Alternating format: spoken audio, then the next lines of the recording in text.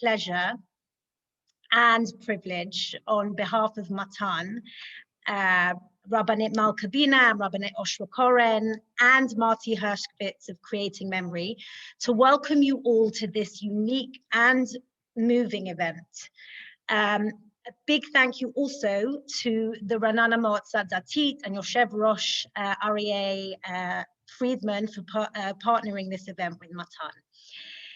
This evening is dedicated to the memory of a very special man, Leo Schachter, Yitzchak, Aryeh, Menachem, Mendel, and Sarah, whose impact not only on his family and wide circle of friends and acquaintances was enormous, but also on the many organizations and charities he supported, including being a good friend and supporter of Matan HaSharon, who carries the name of his late daughter, Mindy Greenberg, Zichrona Levracha, who studied at Matan, and Lahavdil Ben Chaim L'Chaim, whose sister Debbie Tenenbaum also studies and is a major part of the Matan family.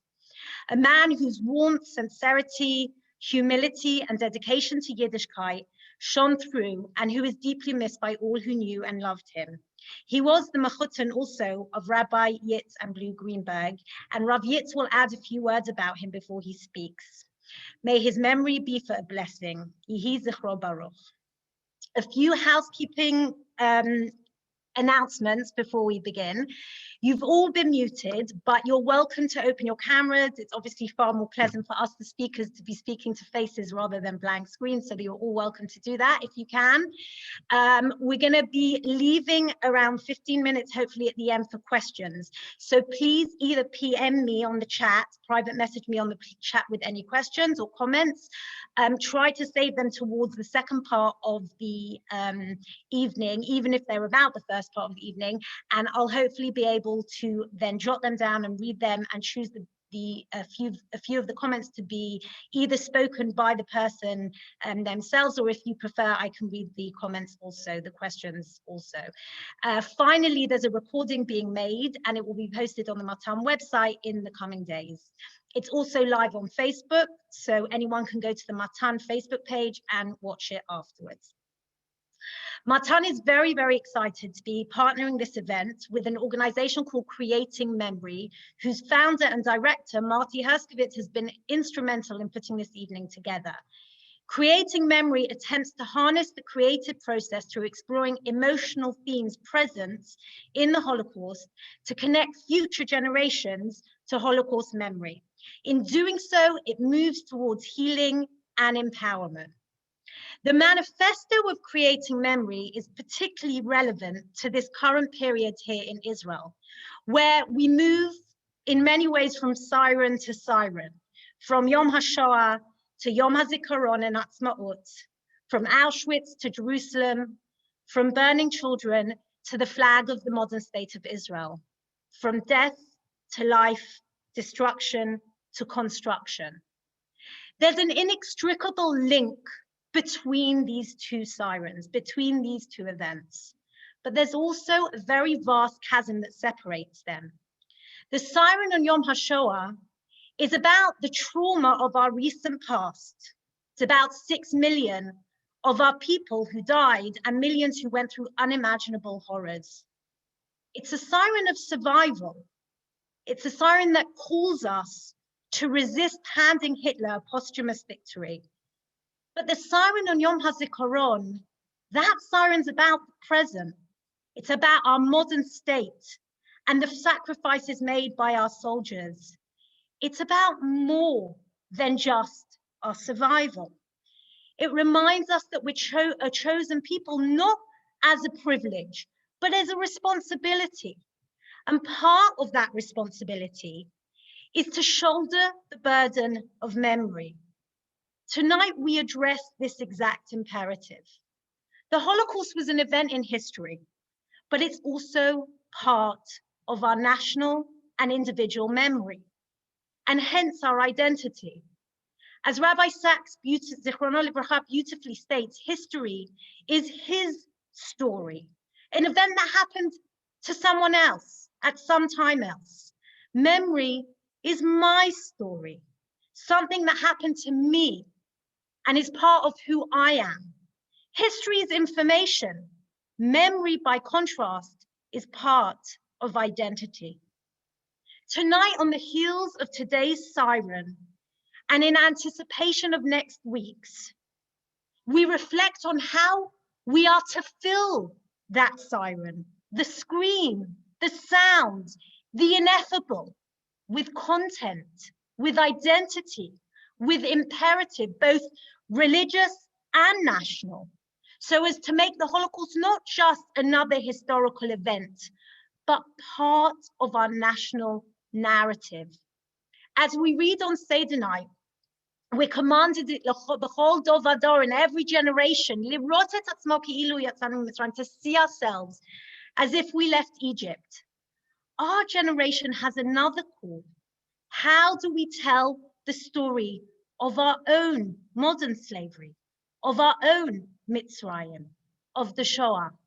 For 20 years, the event, for 20 years after the event, this question was left untouched. It wasn't addressed. It almost seems sacrilege to speak about it, let alone philosophize about it. There was a resounding theological impasse. No one dared lend the event theological or religious language. The survivors themselves, as many of us know, were reluctant to speak because they intuited a sense of betrayal, in a way, of speaking of the event. They realized that they could never fully express what they had gone through. It's not surprising, by the way, that we find in the works of survivors like Elie Wiesel and Primo Levi, who try to express the inexpressible, phrases like Planet Auschwitz or the Musselmen, these concepts that moved beyond existing language and categories to describe something that laid beyond the imagination. So today, as the survivors slowly leave us, it's up to us to construct a way of memorializing this event, not just as history, but also as a theological springboard towards positive and constructive identity.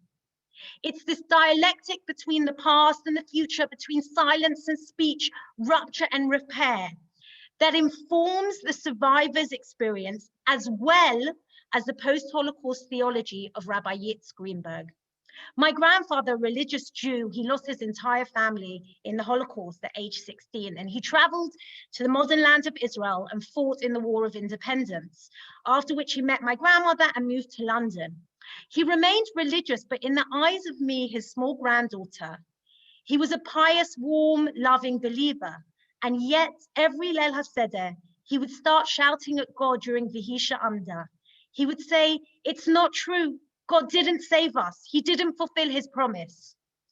This dialectic of protest and belief characterizes this arduous faith that was shouldered by so many of the survivors. And it's found its expression today in what we call protest theology. This evening, we're going to explore these themes both theologically and representationally. In the first part of the evening, I will conduct a conversation with Rabbi Yitz Greenberg, the renowned post-Holocaust thinker, rabbi, and religious activist. And in the second part of the evening, Marty will lead readings and reflections on Holocaust poetry. So I want to begin the evening by welcoming Rabbi Yitz Greenberg, who I'm sure does not need a much introduction to most of you. On a personal note, Rav Yitz is the subject matter of my doctoral thesis, which I am hopefully currently coming to the end of. And it's been an absolute privilege, more than a privilege, to be writing about Rav Yitz's post-Holocaust and postmodern theology. Rav Yitz, welcome. Thank you. I know that you've come straight from the heels of being on another call, so we appreciate you being here with us tonight. I will take a moment just to say that because you gave a very beautiful few words about Marachat, a very beloved, wonderful Leo Schachter, and I know the evening is dedicated to his memory, so I just want to take a moment to add my inadequate further comments. Leo was really, as Zichrono Livracha, was really, I would say, the ideal, what we'd call a Orthodox layperson. Meaning, on the one hand, there was the personal observance, meticulous, devout relationship to Hashem with his family. There was this tremendous love of learning and respect for teaching Torah. He, as a result, as he became a successful businessman, from day one, shared the idea that any achievement or success should be shared in the form of tzedakah, and in particular in the form of support for Torah and for Torah learning and Torah institutions. He and his wife built Shalamet School for Girls in Borough Park, where I grew up, but they built many other and gave major support to many other Torah institutions, both in America and in Israel. It was just part of his love of learning and love of Torah, which he expressed as he could with his own resources and emotional and personal support and leadership. The other great quality, I mean, one could spend the rest of the evening talking about his qualities, because he was a kind and deeply committed and very concerned human being, but was family and his love of family. And they managed to create not only their own warm family, but each of their daughters went on to create wonderful families. We were the beneficiary of Mindy Zichrono Livracha, her love of life and her love of family and her creation of a Jewish celebrating religious family. So as the Talmud says, we can't protest, we can't stop the process of life itself. Leo lived a long and very committed and very contributory life, but we do miss him, and he does represent a kind of an ideal that we seek to walk in his footsteps. And of course, as you know, Matan Ranana and its building is dedicated to the memory of Mindy Zichrono Livracha, his daughter, our daughter-in-law, who passed away untimely, but who also carried on his tradition and his values, as the rest of his family continues to do. Thank you, Rav Yitz, for that beautiful dedication. I'm going to move straight on, with your permission, to my first, Rav Yitz, we've lost you. You lost me? Now we've got you back. Okay. I'm going to move on to my first question for you. You've been a pioneer in Holocaust theology and activism for close to 60 years now. I want you to briefly share with us what led you down this path and how that expresses itself in the various stages of development of your own Holocaust theology. Very hard to say one foot up. First of all, and I want to say it's a privilege to talk about this and reflect on the Shoah, on Yom HaShoah, the day that the Jewish people has chosen to mourn the 6 million, to honor the survivors, but to reflect. And that's, I think, the most important way we can commemorate Yom HaShoah, to reflect on what are its implications and how do we live accordingly.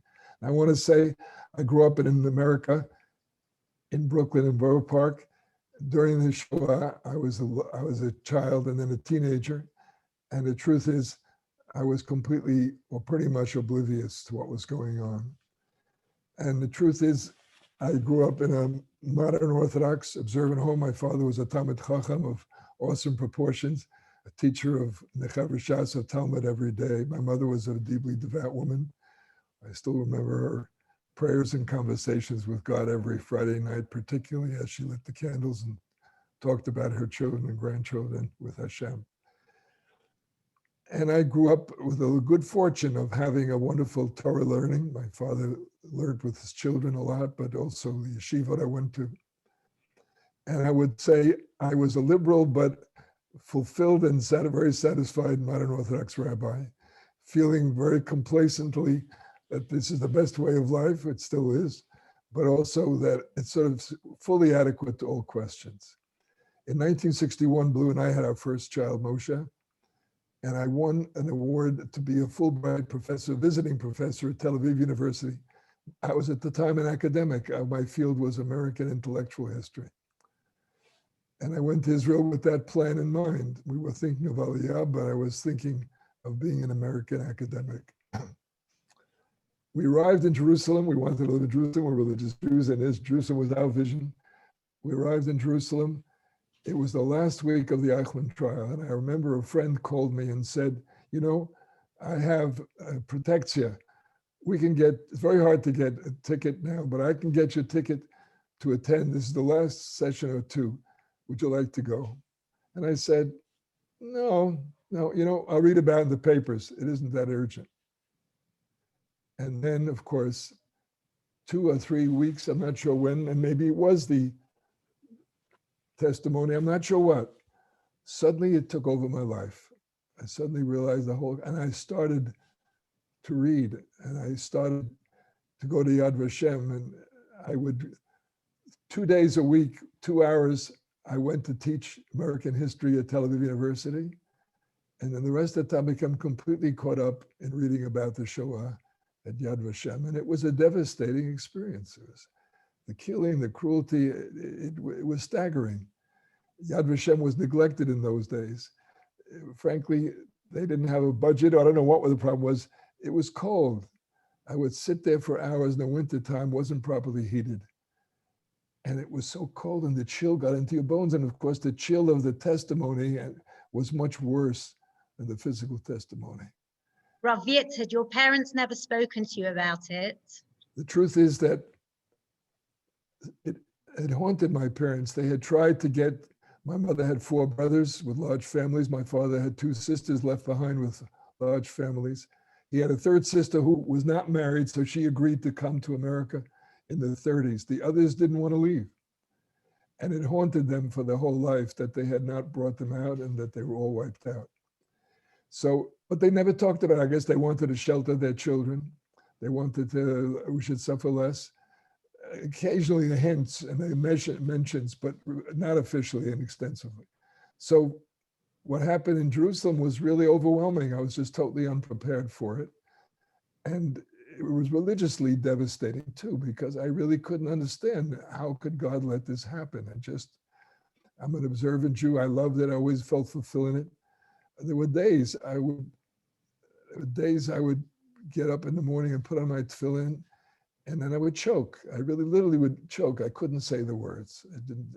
It was, and of course, and again, it turned out to because you go to my Yad Vashem and you read unbelievable and more death and more suffering and more cruelty and more devastating denials of every value you believed in. And what made it even more stunning, I'd come out of Yad Vashem freezing cold and walk and suddenly into the sunlight of Jerusalem. And the street was alive and it was blossoming with people. And they really had this tremendous sense of the Jewish people's home again, that Odi Shama B'Yore Yehuda V'Chutzram Kol Sason V'Kol Simcha. I came home and there was this little baby Moshe, and he was growing stronger, and my wife and I often look back, it was like Auschwitz was the Death Star and it had me in its grip, but Israel was the Life Star. And if I couldn't, there were days I couldn't, when I read, they were burning Jewish children alive in 1944 to save a half a penny's worth of gas. When you experienced that, when you read that, it totally paralyzed any ability to believe. And then I'd walk out in the street and there it was. You saw the miracles, you saw the fulfillment of Nevuah, you saw Jewish living, the Jewish life. The Jewish people has renewed the covenant. They're fulfilling the Brit by coming home and by building this incredible life. So I lived really I still do, but for those first 20 years particularly, I was sort of torn between these two. And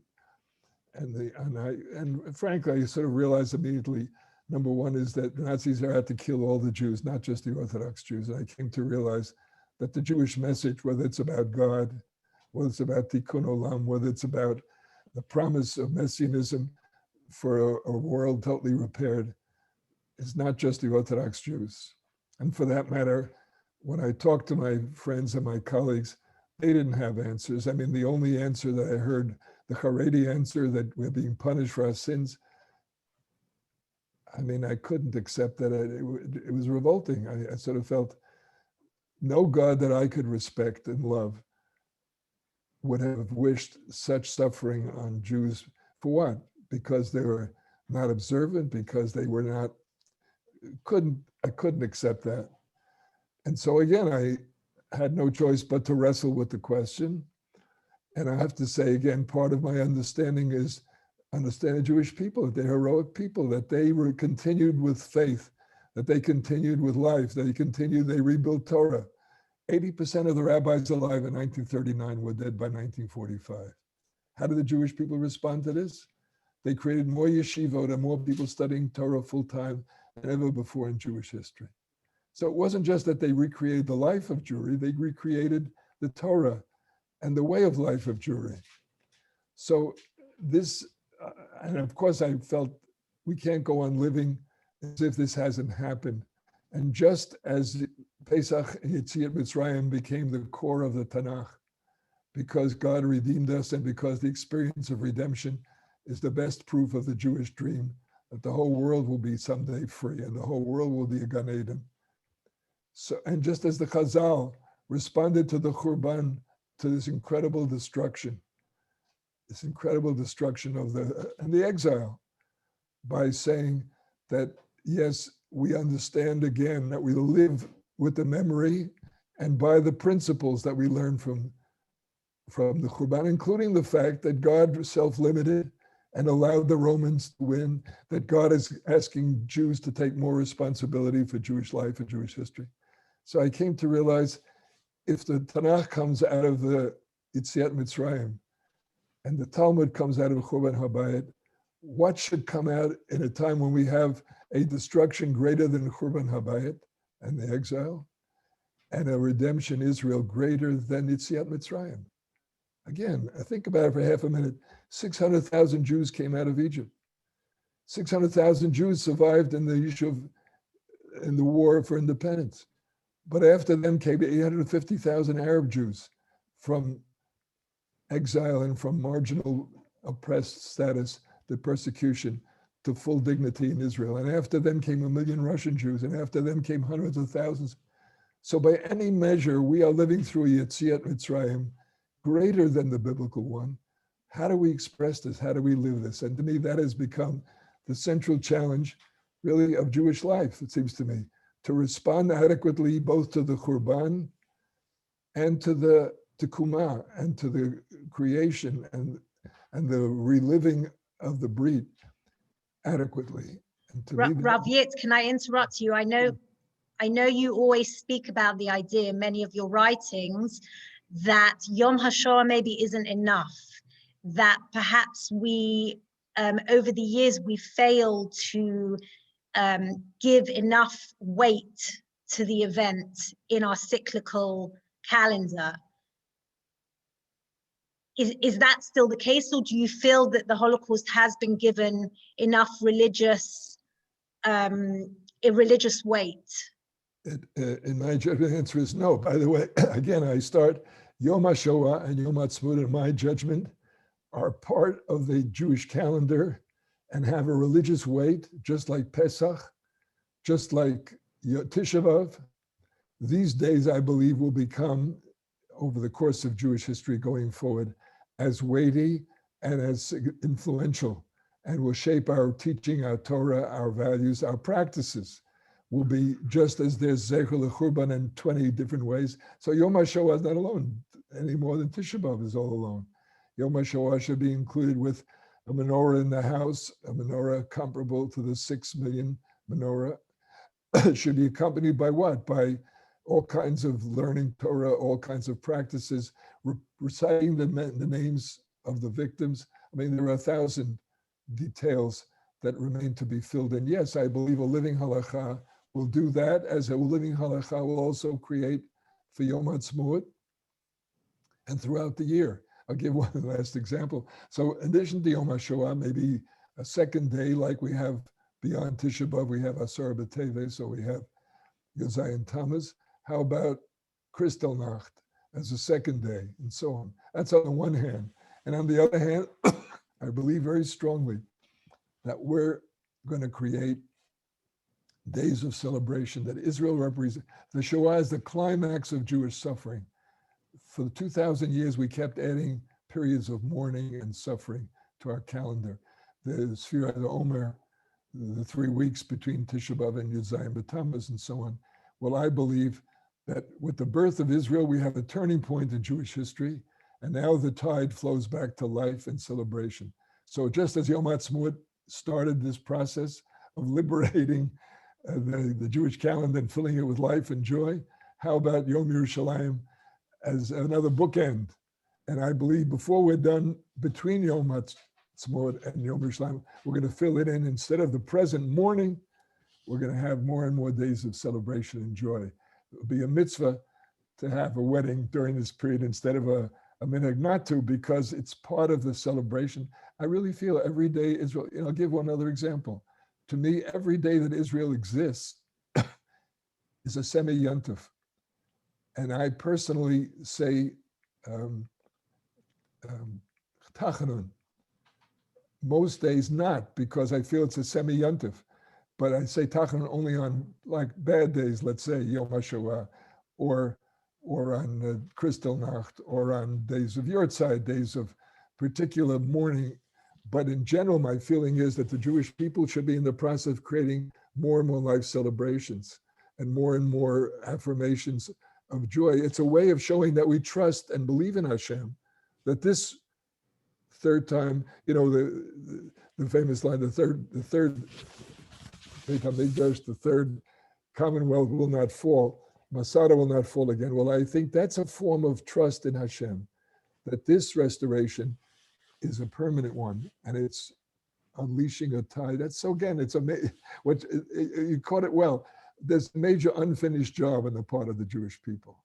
And that job is to translate into daily religious living and to daily ethical living the lessons both of Shoah, the preciousness of life, we'll talk about some of these lessons, and the lessons of Israel reborn. Okay, before we move on to our next question, I want you to just reflect to me, because I don't think we've covered it, the theological development of your thought.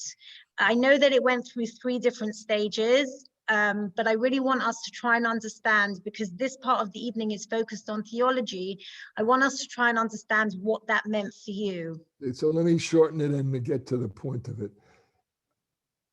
The only of course, there's an alternate understanding of what happened. To say that the Shoah, God punished us, there are serious religious authorities who say so. I think they're wrong. I think it's an offense against the memory of the 6 million. I think it's an offense against Hashem. It's really, it's a chil Hashem as far as I'm concerned, because you're saying that God is so cruel and vicious that God would do these kinds of things to Jewish people, innocent children, for what? So that answer is not acceptable. And to take the other extreme, one say, well, there's no God, because, and again, I understand. Last night in the commemoration, one of the survivors said when they survived the roundup and the shipment of Jews of Saloniki, they fled into the forest. He met his father, and then his father said to him, there is no God. I mean, and I respect, I mean that literally. In that moment, it isn't. Yeshayahu said, we're not going to have De'at Hashem, we will not know God until we overcome the evil, until lo yoreu v'lo yashchitu b'chol har kodshi. So I understand that, but I don't think that's the answer either. So my own struggle with it, I went through the 3 stages. Yes, the first stage was simply torn between death and life, between Shoah and Israel, between days when I felt the presence of God in such maybe way Shabbat and a Seder, and the days in which I felt totally cut off, and in which the smoke, the smell of burning flesh in Auschwitz blocked out any sense of God or any other meaning in the world. So that was a long and extended period that's never completely gone. But yes, after 20 years, I came to think of it more and more, came to realize the truth. I'm experiencing the life and the re-life, the rebirth of the breed and its expansion in my lifetime. We have to build on that. So I came to feel the answer part is, what's the role in the breed? And yes, and I learned from Chazal that God had self-limited to take human more responsibility. They can give many examples. No more nevuah, no more revelation from heaven. But this was not distancing from us. This was God coming close as Shechina and saying, you use your brain, study the past Torah, study the past Nevuah, and show what God wants me today. And there was a tremendous expansion of halakha. So God, who was available in the Beit HaMikdash, suddenly was available in your home. And kosher food was on your daily kitchen was the equivalent of the korban, which you could do once a year, if you're lucky, or in 3 regalim. So there was an expansion of Hashem's presence. I believe that's what we're living through right now. That Hashem has come closer, totally hidden, totally. So this is the third stage, what I call the third stage, is I came to realize God has asked humans to take full responsibility to make this world the tikkun olam, the messianic world that Hashem has promised to do with us in partnership. Hashem will accompany us, will help us, will instruct us, will judge us, will hold us accountable, will love us and hold our hand, will be within ours in our celebration and our suffering. But we have to take full responsibility. There are more miracles every day, but they will happen entirely through the natural process and through humans taking responsibility. That's the third stage, what I call the third stage. And by the way, humans take responsibility means to build a better world, to be ethical, to use our power, not to abuse, but to help and make a better life, not just for Jews, for everybody. So that is, to me, the theological development that we are all called for. I'll give one last example, because we'll come back to it, I hope, with more detail.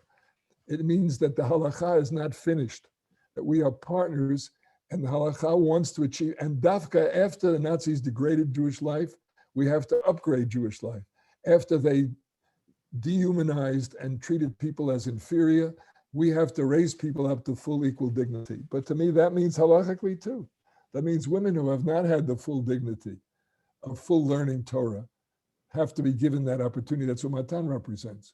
That women who have not had full participation in tefillah and in religious leadership, this is their time and this is our moment where the halakha wants to embrace even more people. Just as Chazal said after the Churban, it's no longer just the Kohanim and the Nevi'im who are connecting us to God. It's anybody who will come and study Torah, and a tremendous expansion of numbers. Well, in my judgment, we have a tremendous expansion of numbers to bring in 50% Jewish people, the women, into the full process of learning, into halachic authority, into rabbinic leadership. I mean, I look forward, it hadn't happened yet, but I look forward to it. And to me, that is, again, a response to Shoah. In response to denying the value and equality and dignity, we increase. And in response to a destruction of such magnitude, we have messianic breakthroughs, major expansion of learning Torah, major expansion of religious experience, including women, and for that matter, major expansion of all the other people who should be brought within the embrace of halakha, whether it's Gentiles in a better way, whether it's gay people and others who have been marginalized and mistreated in the past. So this is, to me, this is the most amazing thing that we're living through now, that we, this generation, have the responsibility to do what Chazal did in their time, what the Nevi'im and the Kohanim did in the biblical times, to go with Hashem together and to expand Torah and to bring it out, its religious and ethical values in every aspect of our lives, and to be an Or LaGoyim. Rav Yitz, thank you. I know you could speak for hours more on this topic and the centrality of Selem Elokim, of being in the divine image after the Holocaust, reflected through all the various theology that you bring about afterwards. And I know 5 minutes is nowhere near enough, but I want to move on to our second question, with your permission. And that is as follows. One of the major challenges today that we have in memorializing the event and its victims is the question of the uniqueness of the event. On the one hand, we want to give the event weight and reverence and the unique status it deserves. And on the other hand, if the event is so transformative and so unique, it could resist any type of categorization or understanding. And therefore, when we don't speak about it because we're silent, because we don't want to categorize it, it becomes forgotten. Now, I know one of the roles, very important roles you played over the years was to be one of the main founders and part of the committee to set up the Washington Holocaust Memorial Museum. And I know in many ways, a lot of the discussions that revolved around the setting up and the educational ideology behind it centered on this question of the uniqueness of the Holocaust and yet its universal message to humanity. I know Elie Wiesel was also very involved with you on this project. Could you try to speak about what went on during that and how that reflects on this question that we're grappling with today of how much emphasis do we put on the Holocaust as a unique event and how much emphasis do we put on it as something that needs a message about humanity that needs to be universalized? Yeah, well, it's a very important issue, but first I'll start with the fact that it is a little unique and unprecedented. Never before in human history has a government decided, a government policy, to carry out a total genocide of a total people, every last one. Till as late as 1944, they were planning, like the famous Wannsee Conference, to wipe out European Jewry. As late as 1934, they were having conferences to wipe out American Jewry and South American Jewry when they'd get there. They believed that they would do that. So it is a unique and unprecedented thing. And some of these things done were so extreme that it's hard to talk about them. And you almost feel if you talk about it, you betray it, you become it, you normalize it. Elie, I had the privilege of working with him for many years. I mean, he had this incredible capacity to speak, and you really felt the live encounter with the extreme and unbelievable world that was inside the Shoah, the kingdom of night. And on the other hand, he had the courage, and I think we all have to have the courage to understand that if you say it's so unique and no one can touch it, no one can learn from it, that it becomes irrelevant. And it's not that. It's something, I believe it, to me, it's an event like the Churban, as I said, that the Jewish people is meant to learn from, and the rest of the world is meant to learn from. And in fact, so that's what happened in Washington. Basically, a student of Klal, Elie and I were both deeply involved in Klal, which offered learning Torah, by the way, pluralist and across all denominational lines, for lay people and lay leaders in the Jewish community, on the belief that learning Torah will be crucial to their ability to lead and pick good policies for the Jewish people and so on. Now, that one of the lay people who went through that became the chief advisor to the president, the equivalent today of chief of staff. And when President Carter said to him, I want to do something to win the respect and acceptance of the Jewish community, he suggested a memorial to the Shoah. And frankly, again, Carter's point of view, he thought maybe we'll have a statue in Washington somewhere or a park. When Eisenstadt came to us and said that the president is interested, we said to him, Elie and I both said, we believe that the Shoah is a turning point and a lesson for all of humanity, not just the Jewish people. And as difficult as it is to talk about it and the risk, Elie wrote some magnificent and moving accounts. He was so frustrated because he always felt he never did justice, wasn't good enough. And he once said, he'd been writing actually, I never wrote a word about the Holocaust. What he meant was that everything I wrote, no matter how you think it's vivid and correct, it doesn't begin to communicate an iota of what it was really like. So you live with that frustration. Nevertheless, we both had the same conviction that this is something not just for American Jews, but for the whole world to learn from. That the Shoah's lessons are so important that if Americans don't learn it, they will be just as damaged. And that's what means Or L'Goyim, that the Jewish experience guides the rest of the world, not just the Jewish people. So our reaction was, and we said to the president immediately, if we're talking memorial, it'll be a museum, not a statue. It will include an exhibition telling the story. You must tell the story. People have to encounter that's the most powerful way they really will learn a lesson from it. And it's like the Jewish tradition of the Seder. You have to tell a story first. Secondly, we said it has to be a place of education, of research, of the facts, and education and communicating to the next generations. And last but not least, of course, and this was the commission that came up with these recommendations, President's Commission, that it should have a committee of conscience. It should have a warning system if, God forbid, someone wants to do genocide in our time. So we're not just mourning the past, we're making sure it won't happen again by, in their memory, defending and protecting. And so that was the museum. Now, just two quick examples. Simon Wiesenthal, who was again worldwide respected as a Nazi hunter and responding to the Shoah, he came up with this idea. And he, frankly, he said to me once, we have to teach it this way. That there were 5 million Gentiles killed in the Shoah, the Nazis, and 6 million Jews. I said, why'd you come up with that number? Well, he said, 5 million, the truth is to show it's very serious, that they suffered a lot also, because he believed if it's only a Jewish matter, they won't take it seriously. They won't really act on it. Why 6 million Jews? Because it showed that it happened more to Jews than to anybody else. Well, unfortunately, or fortunately, he reached out to the White House and the president loved the idea. And he came back to us and said, the museum should honor the 5 million. He said, first of all, the Holocaust, the killing of the Jews, it was a decision specifically for the Jews, and it was carried out specifically for the Jews. And we're not going to fudge that. Even if it's an American institution, it has to tell the truth. By the way, that included in the story, we tell the story of America's failure to bring in refugees. The president accepted that. And secondly, he said, if you're talking how many Gentiles were killed, Nazis killed 40 million.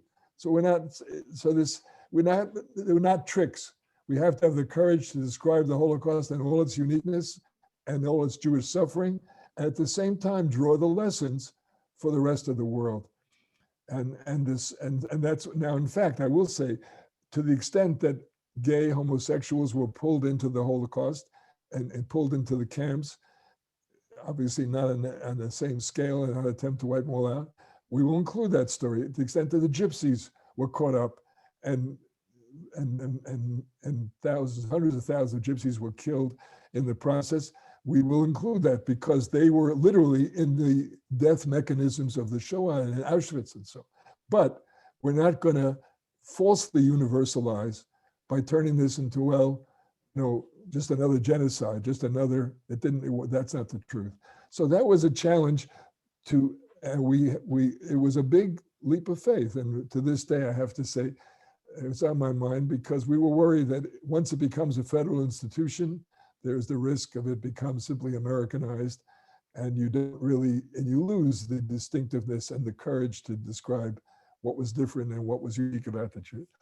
But on the other hand, to me, most important, by putting it in Washington and bringing it before the American people, 80% of the visitors to the museum are not Jews.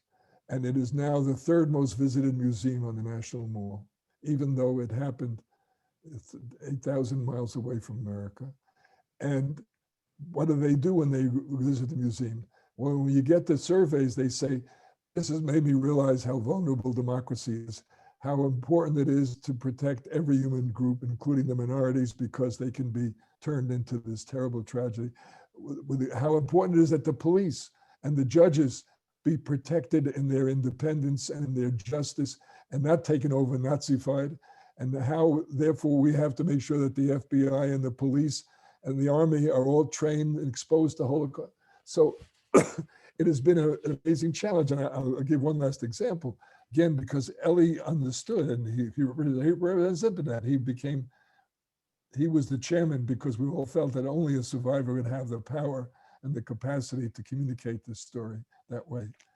Ellie himself, as we developed the model and the exhibition, it's interesting, he was deeply tormented because he felt no matter how good the model is, it's not doing justice. It's a betrayal. And I must say, not only did it take years to come up with a model and a proposal and an exhibition that he could accept, but even after we came up with that model, he really, time and time again, he'd stop. And he would say, you wouldn't understand. This is all wrong. This is not going to communicate what's going to happen. Only the survivors understand. And we would look at him and say, Ellie, if you believe that, the whole system, the museum can't work. And he understood that, but he was tortured by the fact that he could not do justice. And on the other hand, he had the courage finally to say, we have to go ahead with all the flaws and weaknesses. We have to go ahead. It's a paradox. I've told people we were probably lucky at the end. He had the falling out, the famous falling out with President Reagan, because he spoke truth to power and challenged Reagan for going to Bitburg and to visit the SS cemetery. The White House was furious at him, and they ended up replacing him with another chairman who didn't have the hangups of a survivor. He was much less quality, and thank God Ellie had already shaped the program, so the program wasn't sold out. But I often think that was hashgacha, because in the end, the truth is, and maybe the lesson is what you pointed out to me many times, the survivors themselves suffered and have been so deeply shaken and shaped by this event. They don't have the freedom to express it and to communicate it totally as it needs to be done. That's the generation next. Yeah.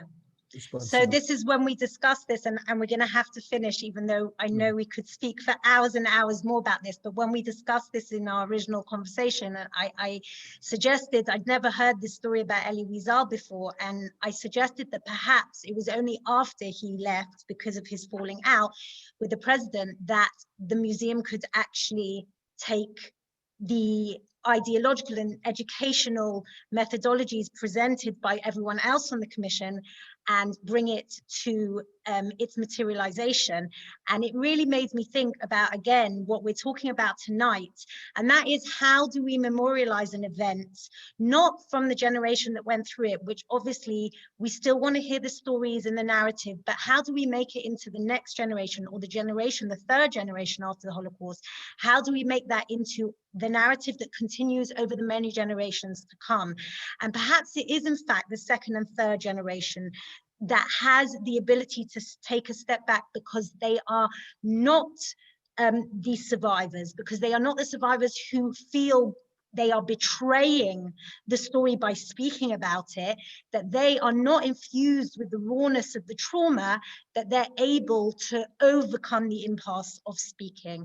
So I think that Elie Wiesel stories really characterizes, to an extent, perhaps the problem of the generation that went through, of trying to create a narrative from the survivors themselves, but allows us and opens up the door and the gates for us, the next generations, to tell that story that they perhaps found very difficult to tell. And I'm going to have to finish, even though, again, we are running way over time and Dani has to go, so we have to give it over to Dani. Rav Yitz, hopefully you'll stay on with us, and I'm going to come back to you perhaps if we've got time at the end. When people ask questions, you'll be able to expand a little bit more. So thank you so, so much.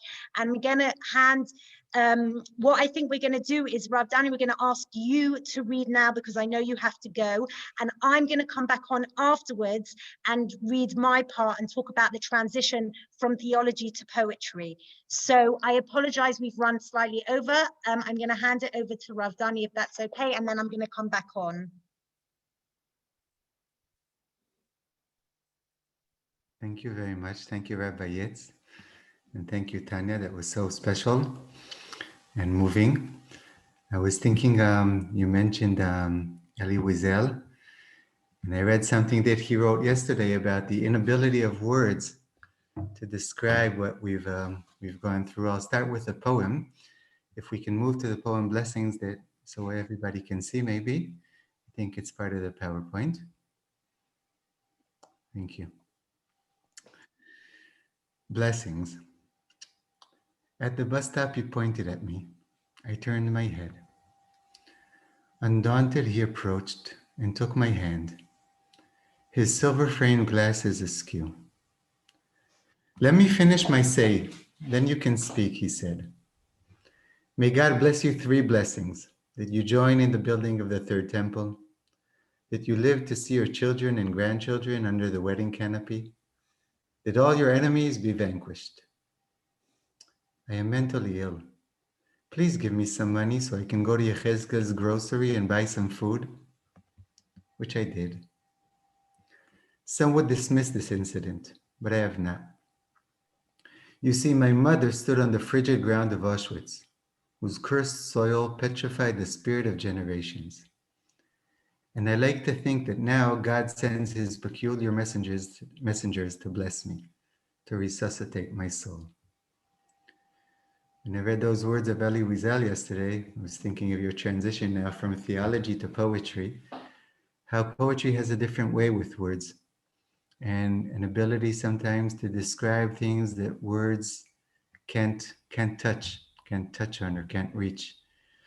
And I was thinking of a few words from this poem. Mamash, in the beginning, I turned my head. And I think if you look at our tradition uses two phrases, both with 3 words, to describe maybe how moral human beings should conduct their lives today. The first is very famous. Ve'ahavta l'reacha kamocha. To be a moral person, we need sometimes to put ourselves in the place of the other. Ve'ahavta l'reacha kamocha. Think what would happen if you were there. But the other 3 words are lo tuchal leitalem. Thinking of the responsibility that Rabbi Yitz was speaking of now. Our responsibility to look upon and not to ignore. Lo tuchal leitalem. In Hebrew, the word leitalem comes from the root elim. Elim means a young child. Another word, leitnaer, which means to shun the responsibility. The word leitnaer comes from the shoresh, the root na'ar, nun ein resh, which also means a young boy. There's a certain age in the life of a person, or I want to think today in the life of a nation, where we ignore, where we shun responsibility. There's a certain age where you don't take responsibility. That's the age of leitalem or leitnaer. But then we grow up, leitbager or leitgaber. And I think that one of my hopes when we reach the topic of the Holocaust and what we've gone through is that as a nation, we've grown up. And we're not in a place we've matured. We can't allow ourselves to be in a place of leitalem or leitnaer. And we don't allow ourselves to do that anymore. I think we've learned that in a world that is lacking ve'ahavta l'reacha kamocha, or a world which has not yet reached the beautiful verse that Rabbi Yitz quoted earlier, lo yareu ve'lo yashchitu b'chol har kodshi. So in a world that lacks ve'ahavta l'reacha kamocha, at least we need to have a lo tuchal leitalem. And that's the turning of the head in the beginning of the poem, that by the end of the poem is disappeared. And I think if we use these words enough, maybe we'll be able to reinstitute a world that we can again describe in words. Thank you so much. I'm going to just, I think you did a great job of transitioning us from theology to poetry, but I'm also going to share a couple of ideas on that topic and specifically read a poem, also to just say that the poem just read was by Marty, Herskovitz, and I'm also going to read a poem by him called Ineffable, and that will be the poem that transitions us to poetry. And I just want to mention that the very well-known German philosopher Theodor Adorno, he famously stated that after Auschwitz, all poetry is barbaric. And what did he mean by that? Well, there's a lot of argument exactly what he meant by that, and a lot of argument that it's taken out of context. But on a kind of very basic level, what he expresses in this idea is in this sentence is the idea of the impossibility of representational language or any kind of art form to adequately describe the horrors of Auschwitz, meaning poetry just can't happen after such an event, or beauty or art or any form of art. And in this sense, it kind of reflects what we've been speaking about, which is the silence that followed the Shoah. Not silence as emptiness, right? But silence as an expression of everything, right? Of so full. And we know that historically, the silence of the survivors was very often mistaken for an inability to speak or express, but in many ways it was actually an affirmative statement. It was this fullness of expression through its absence. Elie Wiesel writes beautifully. He says, in the beginning there was silence, no words. The word itself is a breaking out. The word itself is an act of violence. It breaks the silence. And this is what Rav Yitz was expressing, and certainly giving us a very insightful historical moment of that with Elie Wiesel, that theologically and pragmatically, the imperative of Holocaust memory faced many, many challenges along the way and continues to do so today. And sometimes language or words can violate the notion it comes to express. But on the other hand, without memory and words, we threaten to desecrate memory, because how else can we form memory if not through speech? As we know from Leil HaSeder, we have to say the story. Even if we're on our own, we have to speak it. So I'd argue today more than ever, we have this imperative to tell this story. And today, as we become more distant from the event and the trauma becomes, in a sense, less raw, we have to explore every means of edifying the event. And I think poetry is very much a beautiful way of expressing it. So perhaps today we can reframe Adorno's statement 60 years on, arguing that maybe poetry is the most accurate form of expression of the ineffability of the event. So what does it mean that the event is ineffable? Rebecca, I don't know if you can share the screen of the quote by Avraham Yoshua Heschel, where he says as follows: to become aware, no, sorry, the one before that, yeah. To become aware of the ineffable is to part company with words. The tangent to the curve of the human experience lies beyond the limits of language. The world of things we perceive is but a veil. Its flutter is music, its ornament science, but what it conceals is inscrutable. Its silence remains unbroken. No words can carry it away. Sometimes we wish the world could cry and tell us about that which made it pregnant with fear-filling grandeur. And here Heschel is talking here about God as the ineffable. But ineffability is, as Heschel brilliantly and poignantly expresses, it's a sentiment that can't really truly be represented in words or in cognition. And in this beautiful poem that I'm about to read by Marty, it also speaks of this redemption that comes through giving voice to the unimaginable, and of a cathartic movement that comes when we express that which can't be truly communicated. And I think it's a beautiful way to move us seamlessly between theology and poetry, because theology is about the spoken word and poetry is about the representational word. So here I read Ineffable.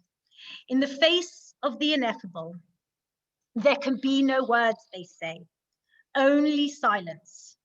But my life has been measured by decades of silence, not mere kilometers. So the crunch of flagstones, the swirl of winds, even the tears are no stead.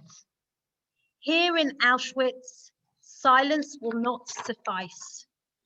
For when words return, they return as they were, like seeds scattered on the frozen ground. But if a voice can rise from the desolation, to pass there with a syntax of the pain, then words intoned shall resurgent flow, words whose tears may heal the soul again. Marty, I pass over to you.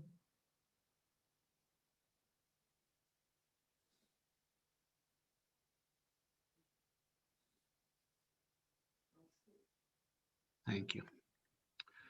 I really want to leave time for questions at the end and for comments. So I'm going to go straight into the next reader, who is Yosefa Fogel Wruble. She's an educator at Matan. She's also a creative writer, and please, she's going to read another of my poems, a Holocaust poem that has nothing to do with the Holocaust. It's called Farewells. Yosefa.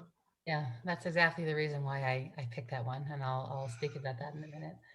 I just want to say, being slightly aware that I am on the younger spectrum of the people speaking to you, just want to share on a personal note that I have a very odd family history, which is that my father was the only child born post-war in his family of many children born over a span of many years. He was born to what was then considered and would still today be considered a much older mother, was well in her 40s. And I have aunts who were children in the Holocaust and their husbands who were survivors who I grew up, and these were my aunts and uncles, and I'm not that old. And so the Holocaust was actually unusually present in my life. My father, we used to call it the Poland guilt. I think there was no meal in our family where Poland wasn't mentioned. And we always felt, I think very, very truly, that he really carried a real feeling with him, almost a guilt that he was the only one who didn't have that experience firsthand in his family. He had 6 older sisters, 5 of whom lived to adulthood. And so I really grew up with the Holocaust very present in my family, including my phenomenal grandmother who lived until I was in high school. And so I'm going to come back to that at the end, but if we can call up the poem, which I'll read from the screen, the poem Farewell. As Marty said, this poem really struck me because of the mundaneness of it, because it really doesn't directly actually relate to the Holocaust, but it really speaks to the broader human experience of what it means to be part of a family. I'm going to read it and then I'll share a few thoughts. I went to say goodbye to my parents when they left the country. My mother was busy the entire visit, packing up the leftovers, so I hardly had a chance to say goodbye. Hurry home before the dairy products spoil was the last thing she said as she closed the door. I stood in the parking lot, laden with Tupperware, feeling alone. The next day, I sat hunched over her reheated soup. My hands encircled the bowl, warming my fingers, steam rising about my face as I waited for the soup to cool. It has taken too much of a lifetime to learn to live in a family where you eat soup instead of saying goodbye. This poem really struck me for a number of reasons. One is that we all exist in families where there are things that parents are limited in, where it's difficult for them to do. For some, maybe they have a parent who it's difficult for them to cry. So instead of crying and showing their humanity, they remain stoic. Or maybe it's difficult for them to laugh. So instead, when they have that urge to laugh, they scold their children. There are so many ways as parents and as humans that we close ourselves off so as not to reveal our vulnerability, whether we have the Holocaust in our background or we don't. But what the speaker, Marty, who wrote this beautiful poem, is expressing is the consequences of that, are the ways in which our children suffer for the very normal human failings of their parents. Not only does the person deny themselves the ability to express the fullness of their humanity, whether in this case it's the sadness of saying goodbye or whatever other hurt is being covered, but in this case, the child who really needed that warmth and closure from his mother doesn't receive it. I love the image of the soup bowl, which I don't know if this is intentional. I didn't ask you on purpose because it's more fun to interpret words of poetry without knowing authorial intent. But the soup bowl is, I'm sure, a real image and a phenomenal image because it's so feminine. You have the circular shape of the bowl, the warmth of the soup, which again might have been literally what was given to you, but the warmth of the soup is of course exactly what was being sought after. The warmth is what was needed. And instead of having that warm embrace or a cry and the warmth that was wanted from the mother, all the speaker is left with is the steam rising and warming his face, as of course that too has to cool, just like the mother was cooled. before it can be eaten. But the soup simply isn't enough. And lastly, in this short reflection that I'll offer, that it's so easy to be critical of a parent. But what really struck me also is the ending of the poem, where the poem instead, the speaker speaks about, really expresses a frustration that might have bordered on self-blame, right? How much energy we waste figuring out what it is exactly in our communication with our parents that frustrates us or isn't right for us or isn't complete for us. And very often, once we figure that out, we still have a long journey to go until we're able to live enough at peace with it so that we can still be ourselves in their presence, even when we feel that they're not giving us exactly what we need. And I think that what I take from this poem is really that last refrain, because the phenomenon of people not being able to express the fullness of their humanity, I think is the plague of us humans. And we go through life trying as much as we can to be as full versions of ourselves as we can and give that over in the way that's best as possible, but we're all limited and won't ever always succeed. It's simply an aspirational goal. But that feeling at the end of, oh, how much time I've wasted trying to figure out the way to communicate with this family is the piece that I take as the child. I would say both with the Holocaust background and not, at the sense of how much time is limited. And it's important for us to recognize what we aren't receiving so that we can then make peace with it. But as soon as we figure out and we're able to give language to it, to realize, oh, I kept being given soup when really I wanted a hug.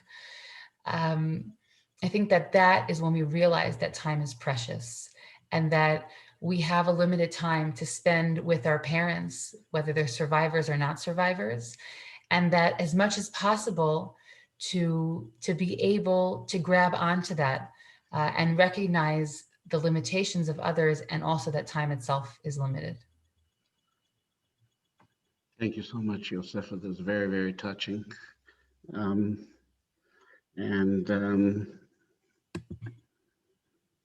I think that by what I wanted to do in this poem is somehow taking my own experience and reflecting onto the Holocaust itself, so that I think that it gives a certain depth to it or whatever. I think that a lot of times when you look at it in a multicultural way, it adds a significance to the Holocaust. And I think that the narrative of the second generation and the narrative of the third generation, narrative of fourth generation, can actually add a lot of significance to their narrative is very important. And that's the whole idea of creating memory, that I invite them to say, it's not just the survivors who have to give their voice, but we have a lot to say, and we're adding a lot. And I feel that this evening we're seeing people being able to, via the poetry and via the reaction to poetry, to react to it and at depth. So I thank you for that. I'm going to now take this discussion from an ideological one to a family level, because I'll invite Yitz's spouse, Blue, to say about how to give over the Holocaust narrative in the best way. And she's coming down on my side, I have to say, as far as poetry. So Blue, could you please come on and read some of your poetry and show how much meaning and how much depth you can give to the Holocaust narrative via poetry. Blue? Thank you, Marty. Yitz, you better turn off your microphone. Yeah. I think. Yeah. Can you turn off your mic? Good. So. He has to turn off the sound also. Yeah, Yitz, you have to turn off your everything. Just Yitz. Just pull out the microphone. And the sound. I'm sorry about this. 1 second. No, it's all right. So.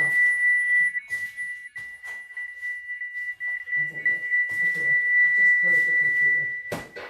Okay. You can, Sorry. Yitz, Okay. Yitz, you can come He'll sit by your watch this wife. segment in person. He can come sit We by can you if account you for want. that. So I'm keeping my eye on the clock, and I want to certainly leave time for discussion afterwards. So I'm only going to read 2 poems, Oh, and skip my introduction. I just simply say that my poems are dedicated to survivors who are so precious and miraculous. But my poems are also about all Jews and how the Shoah has impacted on our consciousness. And it's, in a certain sense, our internal circuitry has been rewired by Holocaust consciousness, what I call the Holocaust factor. And what that means is at any given moment, some association, some trigger word, autonomously leaps into our consciousness, intersects our normal lives, sometimes stays for a second or a moment or 5 or a day or a nightmare, and then is gone, and we go back to our normal lives. So I'm going to read actually 2 poems, one which is a new poem that I'm not quite finished editing. It's been in process for 2 years. And it's called Sylvie.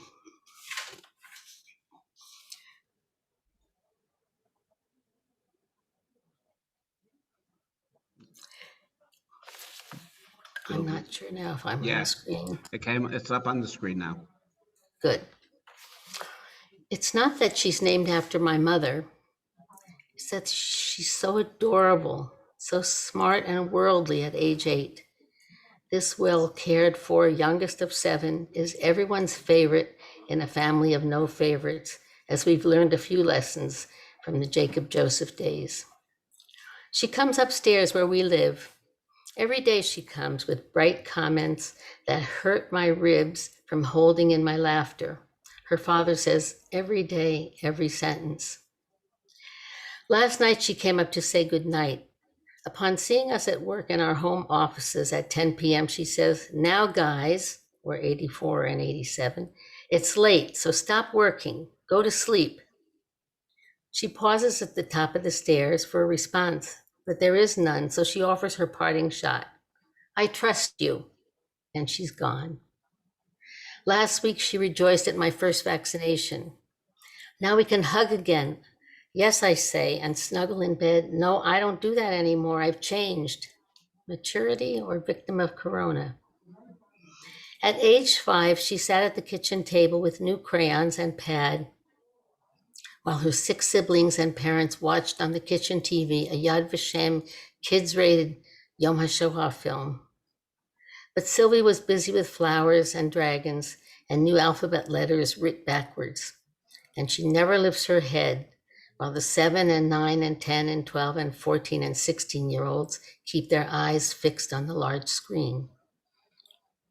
1 week later, after not wanting to go up or down the stairs alone, she's coloring again on my kitchen table. Her favorite dragons and flowers. Apropos of nothing, she says, "We're so lucky to have a glass door in our kitchen."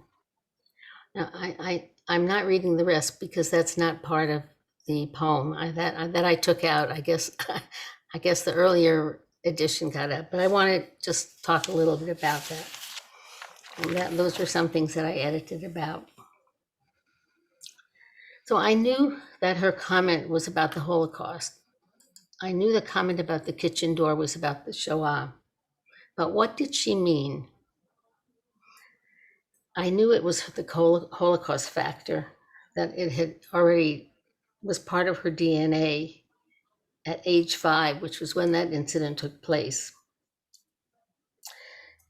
And every Jewish parent unto eternity, or certainly this generation, the Holocaust is a powerful factor, but will it be for future generations equivalent to reading Eicha, or will it be as it intersected Sylvie's life? I think it won't be like Eicha as remote, but because we have films and narratives and testimony of survivors, I think it'll be qualitatively different. But still, what did Sylvie mean when she said, "We're so lucky to have a glass door in our kitchen"? Did it mean that she thinks the Nazis were so civilized that they would knock at the door and she won't open it because she'll see who's there? Or did lucky mean that there's time to run and hide?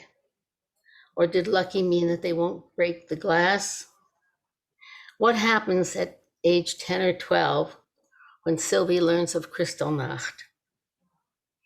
And is every Yom HaShoah going to be a terror for her? So is she poor little Jewish girl, brave little Jewish girl, normal little Jewish girl, wrong century Jewish little girl? This poem was my attempt over the course of 3 years to understand what Holocaust impact is on a young Jewish child. Will all glass doors trigger the Holocaust factor in Sylvie in years to come? Now I'll read my second poem, my final poem. It's called Trigger Words.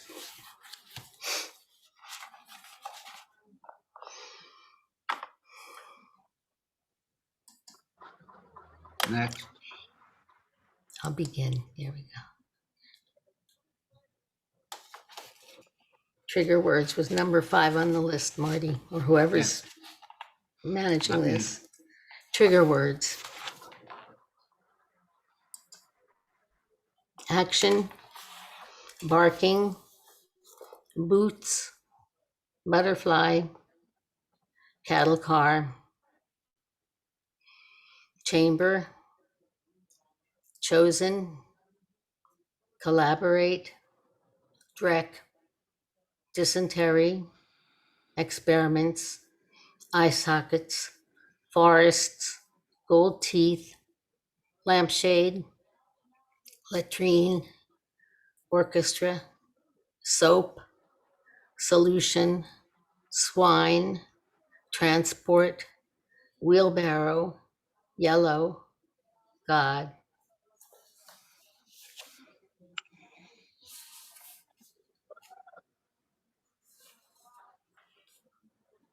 Any comment on this, Blue, or we're supposed to go to the next poem? I think that the words triggered enough in us or whatever. I don't think that any words we could possibly say. Well, the pain is so clear in those words. Okay. I would like to change a little bit and talk about a different thing, about grieving. I mean, Yom HaShoah, we're supposed to be grieving.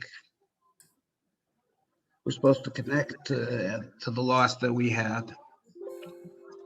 And I want to dedicate this next poem to the politicians who give us 24 hours and then proceed to waste a lot of time and a lot of breath in talking about everything else except the grieving. This poem is called Tears. And if you could please bring it up. Tears. The souls of the dead lie dormant under the filmy wrapping of the years in anticipation, like a child hiding beneath a blanket, waits to be discovered. Our cries of protest do not move them, nor do our tears of indignation. They huddle tighter at the bolts of anger. But when we whisper their names and cry tears of longing that they have yet to know, then the warmth of the tears caress their foreheads, and they blink open their eyes astonished and stir themselves, loosening their limbs to fly down to our dreams. Okay, I think I rest my case as far as poetry is concerned. I'd like to turn it over to Malke Bina, who will read one of my poems and also conclude and tell us about how the day has resonated with her and how this evening resonates with her. So Malke, could you please give us your kind words as we conclude this evening, and maybe we'll have a time for a couple questions, because I really want to have to hear some of the questions that people have to me, to Yitz, to Blue, to Yosefa. Dani's not with us anymore, to Tanya. So Malke, could you please come forward?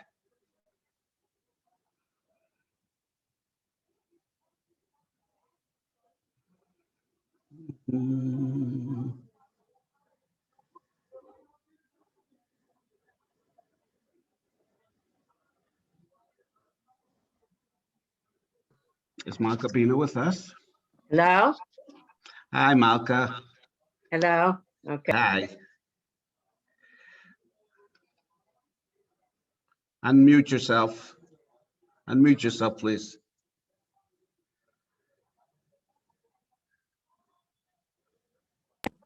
Okay, great. Go for it. It goes, okay. Yeah, Now, okay? you're fine. Okay. As I see you here, Marty, I first want to thank you. Thank you for your tears. Thank you for your blessings. Thank you for your soup bowl. And I think the most important, to thank you for helping us create memory. I also want to thank Rabbi Yitz, of course, Tanya, Oshra, who put it together, the whole team. And on a personal level, it's really helped me to create, recreate, reveal memory. I want to read your poem. Are you putting?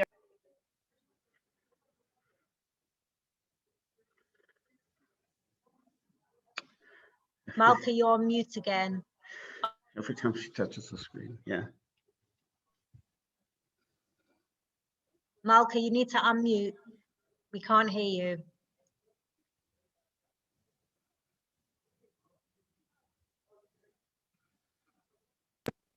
Okay, you're good now. Okay, no, I'm sorry, it keeps jumping. I don't do anything. It keeps jumping back to mute, sorry. I wanted to thank, I don't know where I was cut off, to thank. No, you were about to read the poem. To read the poem, okay. Yeah. Okay, if you can put it on.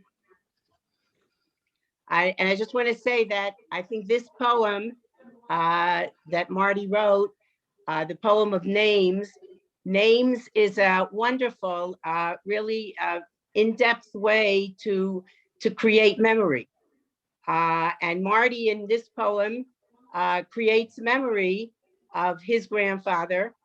And what I'd like to do, with your permission, Marty, is to use this also to help create my memory. You know, this poem in a sense is your story. And I'd like to share a little bit my story, share the memories that I have, or the memories that I'm creating, that I have created. Names. My mother's father. I just want to say something about that. The minute a poet takes his poem out of the drawer, it's no longer his. It's yours. This is yours now. I want to hear about your family. You can change all the names and adhere to the names of from your past, and it'll be wonderful for me, because it's no longer my poem. It belongs to everyone. Thank you for sharing so generously. Names. My mother's father was named Mordechai Greenberg, but maybe because he was the eldest son, his mother called him Tatale, and his father probably called him Motche, as my father called me. His sister and brothers called him perhaps Mati, except for the baby sister, who of course called him Momo, even after she grew up. His wife's cousins at the winery may have called him Kleiny, and his children surely called him Tati, as did his wife, except late at night, alone in the bedroom, she would maybe call to him with Yiddish familiars in a soft erotic lilt, or maybe not, because Mordechai Greenberg is the single name I have, and it alone is carved into stone and molded into bronze. All the other names exist only in memories, long interred. or on pages yet unwritten. Thinking about names, a name is in essence lifeless. A name has no memory, has no fulfillment, no life to it, unless we really remember and describe and speak about the person who carried this name. And as Marty tried to remember and create a memory, not remember, create memory of his mother's father, whom he's named after. And Malke is the name of my father's mother, Malke, who was burned in Vishneva in the summer of 1943. And I grew up, carrying this name. I was proud to be Malke. I was proud to give my father that he felt it was a privilege. He felt a merit, a zchut, that he was able to have a child to name after his mother. But I tried to understand, to create, to understand who Malke was. And I was thinking, what was she called? As you try to think of what in Yiddish, Malka was Malke. I remember when people were talking about that I'm Baruch's Malke. So that could have been the name. That could have been the name Malke, and Malke, that Malka was called Malke. When I came to Israel, there were still siblings of Malke who were alive that I met for the first time. And I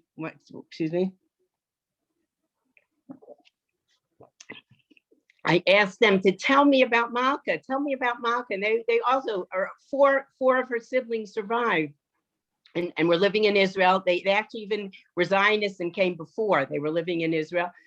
And I asked them, tell me about Malke. And I heard many things, but one I'd like to relate, and which created the memory, and this memory's been with me for many, many, many years. That Malke, as a young girl, somehow met her Shmuel, and they were friends and boyfriend, girlfriend, and they wanted to get married. Malke's family, the Dickensteins, were a more learned family, more educated, and the Milakovskis were more business people. And the Dickenstein family, Malke's family, it's like it's a little story, but it's my story. It's the story of Malke. The Dickensteins didn't want it. They felt that Shmuel wasn't learned enough, didn't know Torah enough, didn't know other chokhmot, and there was opposition to the shidduch. But Malke kept on. She was tough, and in the end, she married Shmuel. They had 7 beautiful children. My father and his sister survived, 5, unfortunately, and Malke and Shmuel met their death in Vishneva. But that was, it was this story that I've carried with me. And now, not only that, I remember I met my husband in Israel. My parents didn't really know him. And I described what he's doing. And, they liked the fact that he was very learned in Torah, but he wasn't knowledgeable enough in secular studies. He didn't know English well enough. So I said, oh, here it is. I have the name Malke, and I'm going through a similar experience to the original Malke of the Holocaust, who I'm named after. So I think this idea of the name, sometimes it's not only do you have the name, but certain things about the person. I heard many wonderful things about Malke. I try to go in her ways in raising the family and devoting time to also looking into the education of the children. These I try to things that I heard about Malke, I try to also in my own life incorporate and live according to the legacy of the memory of Malke that I created for myself through gathering from different relatives of Malke. Now, another thing that Marty, that another thing that your poem brought to my mind was, and I'm going to be brief in it, was grandparents. That it was both we both carry the name of a grandparent, which Baruch Hashem, this generation, we don't have anymore, very rarely, right? And the grandparents, and this idea of, I did have one grandmother of the four, and we were such good friends and shared so much in life. And coming to Israel, I got to know Malke, and the other two grandfathers a bit. I tried gathering information, but it was a very special experience, and that I, as a grandmother, I understood that when I missed so much my grandparents, the zchut of having grandchildren, of being able to learn Torah, live in Israel, and share so many experiences and love, and as Blue said, also the snuggling up at night, these things are Corona, but that we can do as grandparents, especially having missed having missed three of the grandparents. And it brought to mind, with this I want to end, it brought to mind beautiful words of Chazal in Masechet Kiddushin, Lamed Amud Aleph, Kol hamelamed et ben beno Torah, ma'aleh alav hakatuv, ki'ilu kibla behar Sinai. Whoever teaches his grandchild Torah, the text, it considers it as if he's received Torah at Sinai. And I was thinking about that a little bit. What is so powerful about the learning with the grandchild? But it's making sure that the tradition continues, that it's the third generation. The Holocaust cut off so many families in the second generation, and that somehow something was lost in the receiving of the Torah, because the Torah was a direct embrace by Hashem, hearing the words of Hashem from Sinai, the power of Hashem, the light of Hashem, and when we learn with the grandchild, it's of that caliber. It's a direct connection. We see God's miracles. We see that it's more than just one generation. We're not being cut off.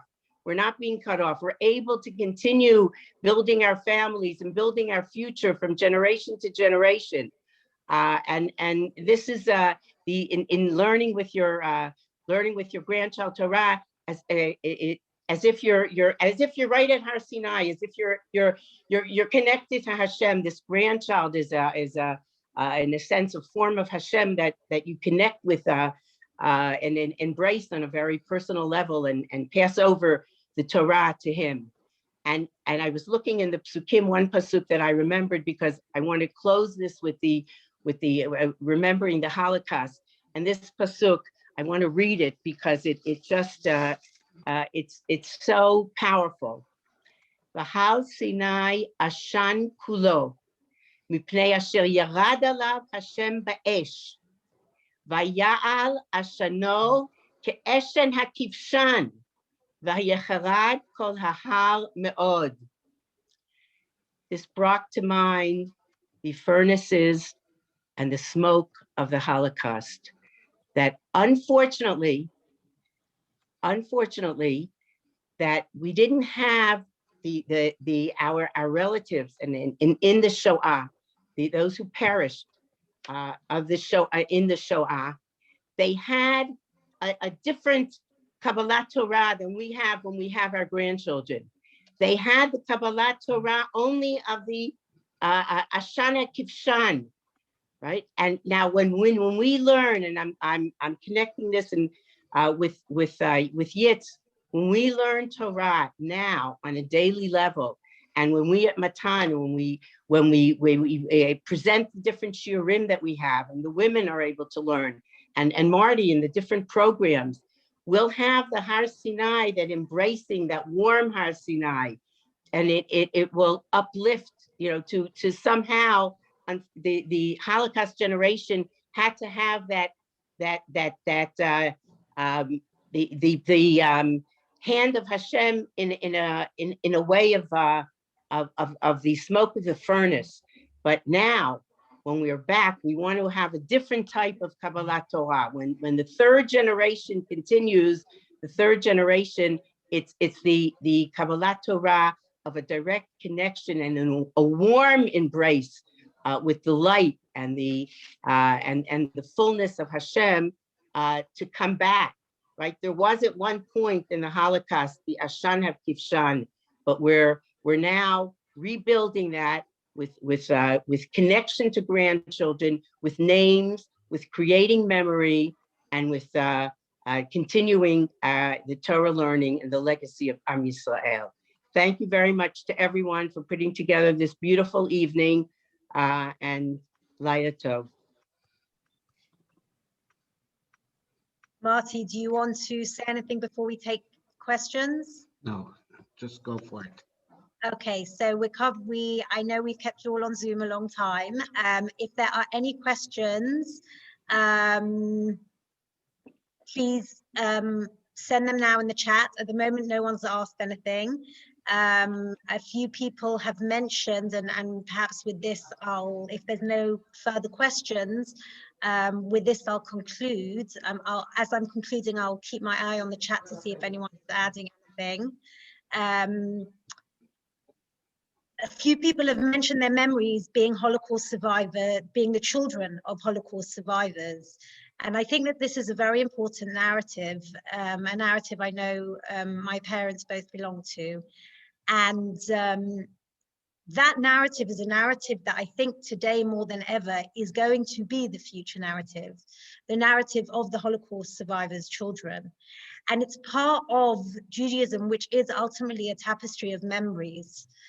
One of the things I think that people have mentioned in terms of being the survivors' children is that words very often were not used to express experiences. You had to intuit the experiences from the actions of your parents, or from certain looks or certain sentiments. You had to try and understand what they were trying to say behind the words or underneath the words, or what was going on in the subconscious, maybe not even in their conscious. And I think that this is such an important for us, a message as on a personal level that can be taken and reflected in a sense in the national narrative as well. That our national narrative today is always going to be informed by the Holocaust. The Holocaust is always going to be there, whether it's spoken about or it isn't spoken about, whether we want to make it overt or we want to ignore it. It's always there in the background, in the subconscious. And the question today is, how do we elevate it, not just to a level of looking in the past, but also rather perhaps as and I think maybe even more importantly, as an imperative to the future. What is the legacy of this event? And today, tonight, we've heard from so many different people expressed in so many different beautiful ways what that imperative could look like and what that memory can be made of. And I want to just finish, and firstly, I want to finish with a very, very short idea. If we think about the name, and this really, Malke really made me think of this when she was talking about the idea of names, and Marty's beautiful poem and all the poems we read tonight speak about this notion of identity. A name is an identity. When we got our name as a nation, when Yaakov was given the name Yisrael, we are told Ki sarita im Elokim ve'im anashim b'tuchal. That is our identity. We struggle with God and with man, but we prevail. Rav Yitz began the evening by talking about his own personal struggle. We continued his own personal theological strugglings, which led to his incredible post-Holocaust theology, which we just touched on this evening and didn't manage to even uncover even a small fraction of it.